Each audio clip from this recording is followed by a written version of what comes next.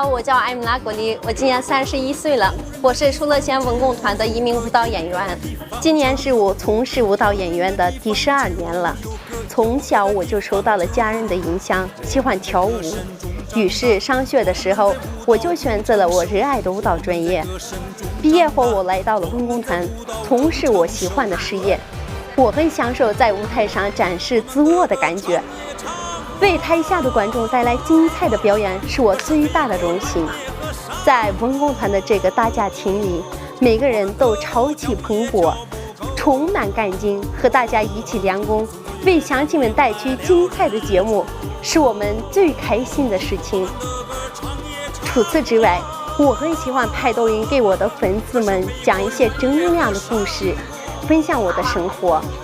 现在我已经是2个孩子的妈妈了，我的老公也在从事他热爱的设计专业，我们的生活忙碌而充实。